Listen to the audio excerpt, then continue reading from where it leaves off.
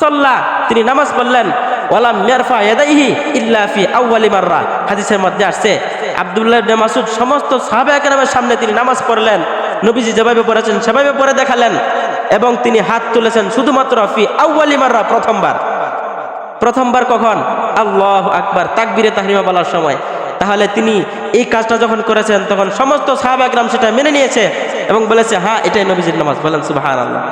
আরেকটা কাজ, রুকুতে যাওয়ার পরে, রুকু থেকে যখন আমরা রুকুতে যাই তখন অনেক ভাই আছে তারা কি বলে আল্লাহু আকবার, রুকুতে যাওয়ার সময় তারা হাত তুলে, আবার রুকু থেকে আবার সামি আল্লাহু লিমান হামিদা বলে যখন মাথা উঠায় তখন আবার তারা হাত তুলে না?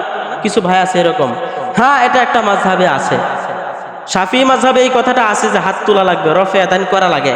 ভাই আপনি তো বাংলাদেশের একজন নাগরিক, বাংলাদেশ হচ্ছে হানাফি মাযহাব অধ্যুষিত একটা রাষ্ট্র, এখানে সমস্ত আলেমরা হানাফি মাযহাব অনুযায়ী আমল করে, সমস্ত এলাকার নাগরিক যারা আছে গ্রাম্য মানুষ তারাও হানাফি মাযহাব অনুযায়ী আমল করে।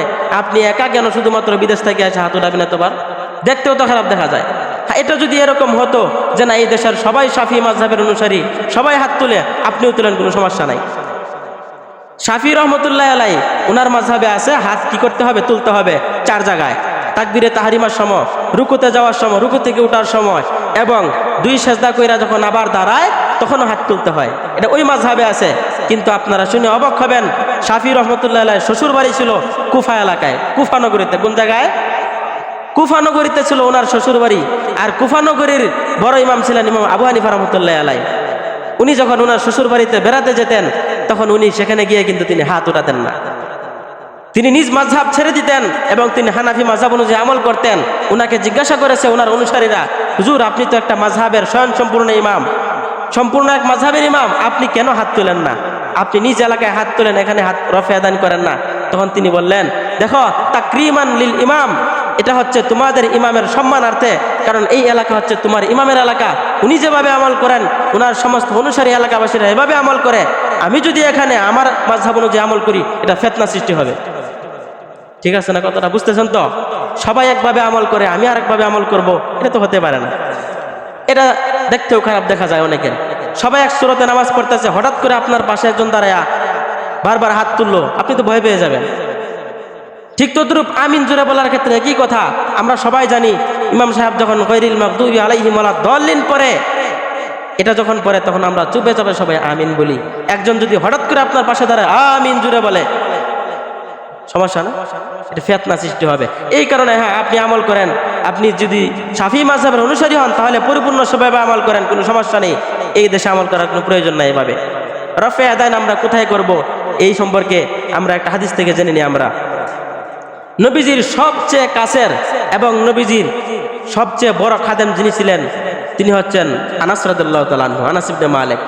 নবীজির আরেকজন খাদেম ছিলেন আব্দুল্লাহ ইবনে মাসউদ রাদিয়াল্লাহু তাআলা আনহু।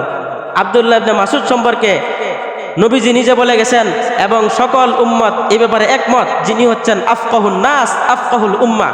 আব্দুল্লাহ ইবনে মাসউদ হচ্ছেন পুরা বিশ্বের সকল মুসলমানদের সকল মুফতিয়ানে কেরামদের বাপ। তিনি সবচেয়ে বড় ফকিহ, সবচেয়ে বড় মুফতি ছিলেন কেটা? আব্দুল্লাহ ইবনে মাসউদ রাদিয়াল্লাহু তাআলা আনহু। উনার একটা উপাধি আছে সাহিবুন নালাইন ওয়াল বিসাদা ওয়াল মিথহারা। আব্দুল্লাহ ইবনে মাসউদকে বলা হতো 2 জুতাওয়ালা, মেসওয়াকওয়ালা এবং বালিশওয়ালা। এটা তার উপাধি। কেন? কারণ আব্দুল্লাহ ইবনে মাসউদ নবীজি যে জায়গাতেই যেতেন সেখানে নবীজির জুতা আর নবীজির বালিশ আর নবীজির মেসওয়াক তিনি বহন করতেন। বলেন সুবহানাল্লাহ। নবীজির এগুলো তিনি বহন করে নিয়ে যেতেন আব্দুল্লাহ ইবনে মাসউদ। তাহলে নবীজির কোনো আমল সম্পর্কে উনি যদি একটা কথা বলে এই কথাটা আমরা গ্রহণ করব না অন্য কোনো সাহাবীরা গ্রহণ করব? উনি যেই কথা বলে সেটা, কারণ নবীজির সাথে যে বেশি সময় দিয়েছে উনি নবীজির কাজ সম্পর্কে, নবীজির আমল সম্পর্কে বেশি অভিজ্ঞ। আব্দুল্লাহ ইবনে মাসউদ সমস্ত সাহাবা একরামদের সামনে বলতেছে, আলা উসল্লি বিকুম সালাতা রাসূলিল্লাহ, আমি কি তোমাদের সামনে নবীজি যেভাবে নামাজ পড়েছেন এভাবে নামাজ পড়ে দেখাবো না? তখন সবাই বলল, হ্যাঁ অবশ্যই তুমি দেখাও, তুমি নবীজির খাদেম, নবীর সাথে তুমি বেশি সময় দিয়েছো, তুমি যেভাবে নামাজ দেখাবা সেভাবেই তো নবীজি পড়েছেন। সবাই যখন রাজি হয়েছে আব্দুল্লাহ ইবনে মাসউদ তখন বললেন, তখন তিনি নামাজ পড়লেন, ফাসাল্লা, তিনি নামাজ পড়লেন, ওয়ালাম ইয়ারফা ইয়াদাইহি ইল্লা ফি আউয়ালি মাররা। হাদিসের মধ্যে আসছে আব্দুল্লাহ ইবনে মাসউদ সমস্ত সাহাবায়ে কেরামের সামনে তিনি নামাজ পড়লেন, নবীজি যেভাবে পড়েছেন সেভাবে পড়ে দেখালেন, এবং তিনি হাত তুলেছেন শুধুমাত্র ফি আউয়ালি মাররা, প্রথমবার কখন? আল্লাহু আকবার, তাকবীরে তাহরিমা বলার সময়। তাহলে তিনি এই কাজটা যখন করেছেন তখন সমস্ত সাহাবা کرام সেটা মেনে নিয়েছে এবং বলেছে হ্যাঁ এটাই নবীজির নামাজ। বলেন সুবহানাল্লাহ। তাহলে নবীজি নামাজ পড়েছেন এভাবে একবার হাত উঠিয়েছেন, বারবার হাত উঠান নাই তিনি। এটা দেখতেও বিড়ম্বনার মতো দেখা যায়, খারাপ দেখা যায়। বুঝে আসছে তো কথাটা? আব্দুল্লাহ ইবনে মাসউদের রিওয়ায়াতটা হচ্ছে এরকম। এরপরে আরেকটা কথা বলে শেষ করে দিব। ইব্রাহিম নাকি একজন ব্যক্তির নাম। ইমাম আবু হানিফা রহমতুল্লাহ নাম কি? ইব্রাহিম আন-নাখী। ইব্রাহিম নাখী রহমতুল্লাহি আলাইহি, তিনি তার কাছে এক ব্যক্তি এসে একটা মাসালা জিজ্ঞেস করতেছে যে হুজুর, আপনি যা নামাজ পড়েন, নামাজ পড়ার সময় দেখছি হাত একবার উঠান, শুধুমাত্র প্রথমবারে। রুকুতে যাওয়ার সময় হাত উঠান না, রুকু থেকে ওঠার সময় হাত উঠান না, সেজদা থেকে ওঠার সময় হাত উঠান না, কেন উঠান না?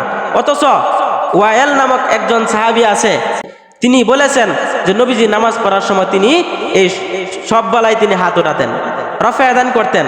এই কথা বলার পরে ইব্রাহিম নাখী বলতেছে, ও বেটা শুনো, যদি ওয়াইল নবীজিকে একবার দেখে থাকে হাত উঠাইতে, রফে আদান করতে, তাহলে আমি আব্দুল্লাহ ইবনে মাসউদকে বলতে শুনেছি, তিনি বলেছেন তিনি নবীজিকে 50 বার দেখেছেন হাত না উঠাইতে। বলেন সুবহানাল্লাহ। বুঝেন না মনে হয় কথাটা?